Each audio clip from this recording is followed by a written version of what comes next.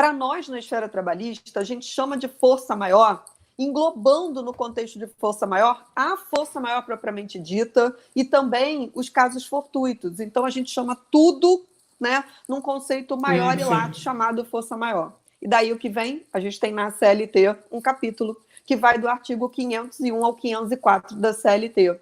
E o 501 inaugura o capítulo e diz que força maior é todo acontecimento inevitável para qual o empregador não concorreu para que ele acontecesse, nem de forma direta nem indireta. Daí vem, estamos diante de uma situação que foi considerada força maior. Segue. Vem o 502, vem o 503, aí a gente vem na sequência. O artigo 502 está dentro do capítulo lá na CLT, fala que quando a extinção do estabelecimento, tá? Ou que, né, da empresa ou do estabelecimento que a pessoa trabalha por motivo de força maior, né, aquilo ali vai gerar extinção contratual e vai ter consequência nas parcelas decorrentes da extinção contratual, que aí qual seria o motivo do término do contrato? Extinção do contrato por força maior. Força maior, sim. Um pouco ali também, antes desse capítulo, aí é que vem. Tem o artigo 486, o 486 da CLT. Aí o 486... ele fala que quando tem paralisação, né, definitiva ou temporária da atividade, mas por ato da autoridade federal, estadual, municipal, a gente, quando isso leva à extinção do contrato, a gente teria, então, o que nós consideramos de força maior decorrente de fato do príncipe. Nossa. E aí, o que acontece? Como a gente considera força maior, por isso que eu tive que explicar esse contexto lato, né?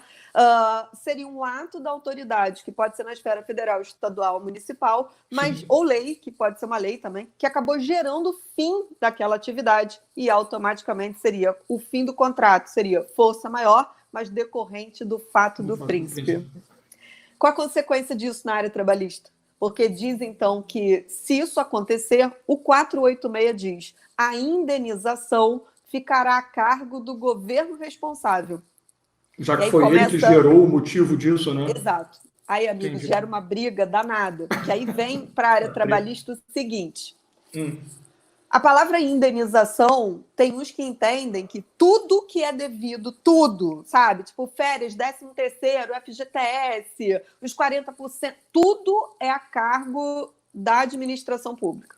E outros defendem que não é isso. É que se a administração, por acaso, for responsável, que nem é tudo que ela paga, é só a indenização pelo rompimento do contrato. Pois é, ouvi isso. Saibam, só os 40% que seria, né? 40% do FGTS. E eu concordo com essa segunda visão, porque quando ele diz, tá, você tem que lembrar que quem corre o risco do negócio, quem corre o risco da atividade é o empregador. Então, sim, o contrato terminou. Então, a parte de férias, 13º, ele tem que pagar. Agora, como não foi ele que extinguiu o contrato, foi uma força maior decorrente do fato do príncipe, existe uma indenização que se paga pelo rompimento do contrato, que são os famosos 40% do FGTS. E aí acho que isso é que ficaria a cargo do governo responsável, não todas as parcelas decorrentes da extinção. Então você vê, esse já é um instituto que eu preciso explicar, porque ele já é polêmico por natureza. Sim. Que, assim, a caracterização paga a indenização, mas o que significa a indenização? Pois e aí já vem doideira, né, cara? Aí prevalece, então, que a indenização são os 40% do FGTS. Dessa história toda, como veio isso? Eu não sei se todos acompanharam, quando a gente começou a ter uma série de decretos municipais, estaduais, de fechamento de shoppings, teatros, né, e proibindo as atividades. O nosso presidente foi até as redes sociais, a mídia, de um modo geral, e disse, olha, vocês aí que estão determinando o fechamento das atividades, tem um artigo lá na CLT, hein? E daí veio. Ele não sabia o número do artigo, mas ele estava se referindo ao 486, que foi esse que eu trouxe aqui para a gente.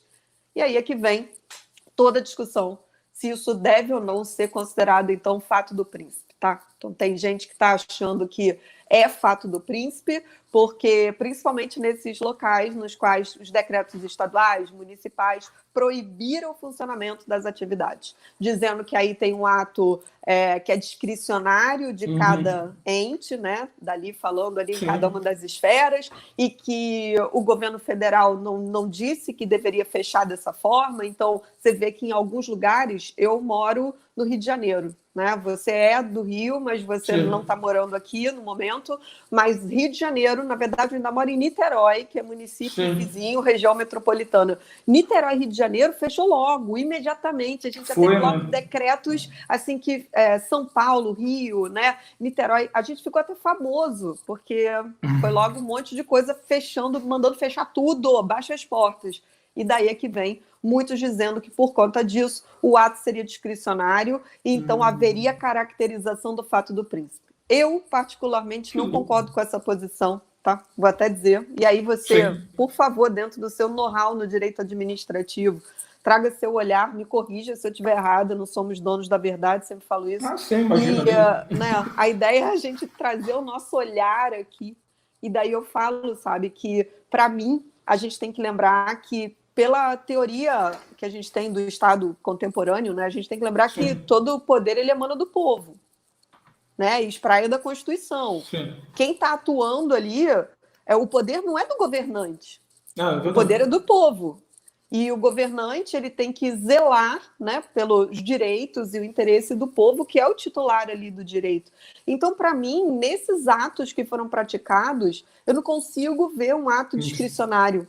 Porque eu acho que ali o que nós temos é o direito que tem que ser preservado, a saúde da população, a segurança, sabe? Então, para mim, esse é um ato que está dentro do ato de império e não um ato de gestão.